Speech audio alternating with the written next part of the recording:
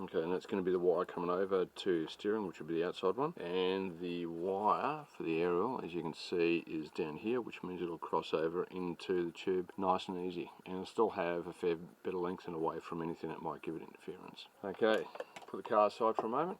Now this is customer's attempt at trying to put it together before it puts in the car. It hasn't worked out very well. We're going to do a complete redo on this one. Pull that apart, get the good old trusty LRP going.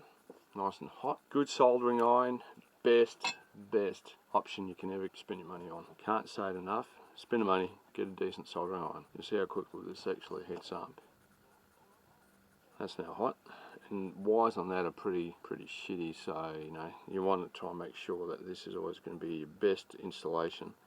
And a decent soldering iron makes the job so much easier. I can go crazy mind installation on this, which means shortening the wires right down, but I think it's going to make it hard for the customer to maintain it.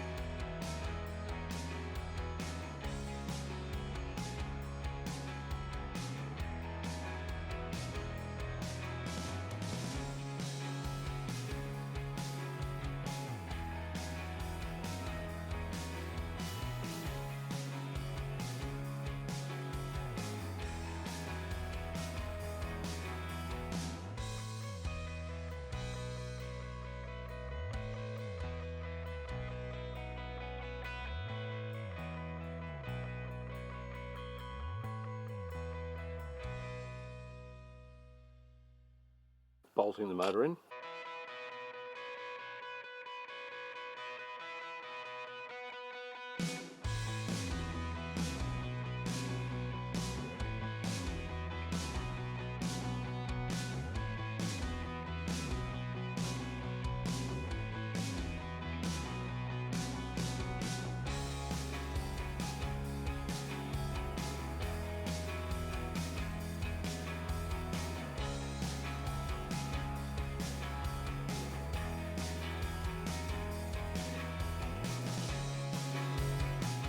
Give this a bit of a clean before the installation goes in.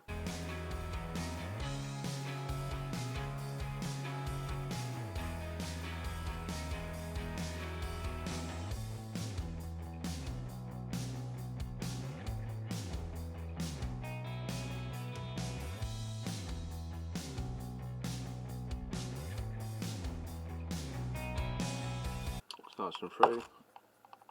That's pretty good. We'll do the installation of the Speedy now. We'll do all the wiring shortening later. Again, Speedy, it's got some really crappy tape on there at the moment. Well, it's actually crappy because it's only dirty, so we can't use it.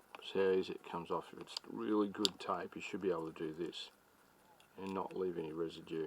Worst part of double-sided tape is if you buy a brand that when you try and peel it off, it leaves you this all-godly mess on the bottom that you can't do anything to at all. You can't take it off, you can't, well, you can clean it, a lot of metho and stuff like that, but it just tends to be a real messy process. Now again with this, we as being me, only put it on as much as I need. We don't have to overload it with a lot of tape to make sure that it sticks. Cut a piece off. This is how I work it on this one. Put it virtually in the middle of the installation. So we're going to take off a section of that when it comes over the chassis. Okay, I'll peel this stuff off here. Don't need that. That I'll do in a minute. First I'll just get this installation here as clean as possible.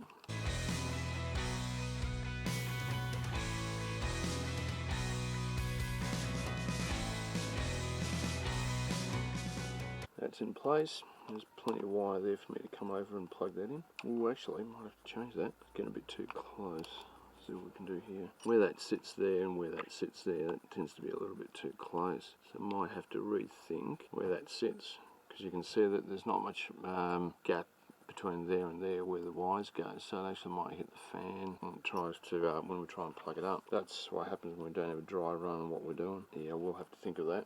So what we'll do is I'll actually take the receiver off and spin it around. Bear with me for a second. Alright, back again. I've swapped the receiver around nice and quick just to give you an idea. It's now actually running with the plugs on the inside, as you can see there, making installation for the aerial and the wires a lot easier, because the Speedy has an angled fan, which means it interferes with where the plug's set. So this will make it a little bit easier, a little bit cleaner. I'll continue with the build.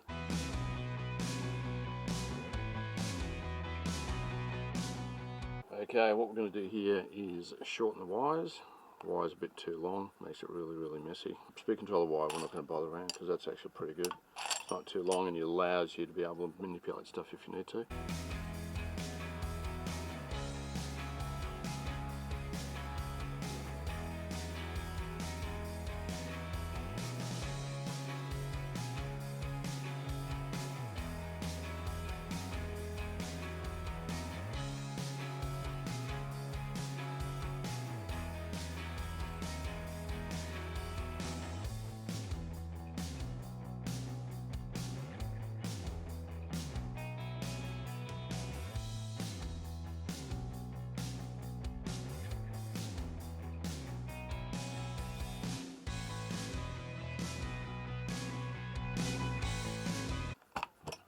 There you go.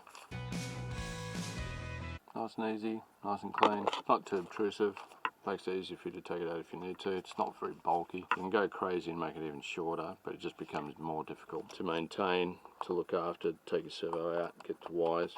It's tucked away from any flying collisions and stuff. Alright, we'll do the wires to the motor. Now these I don't make long at all. They don't need to be long, like the servo. They can always be replaced if you need to. A goes to A, B goes to B, C goes to C. Let's get going.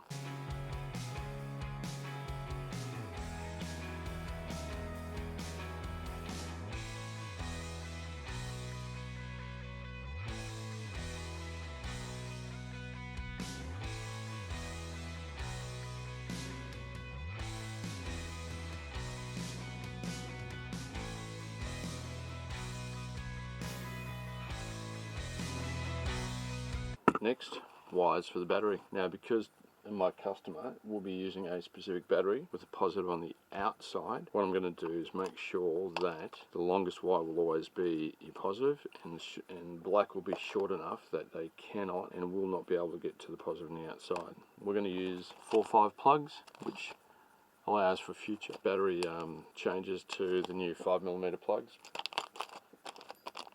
There they are, 4-5. Stepped, really good. Use this on all the charge leads, which makes it easy instead of having to change stuff. Battery as reference.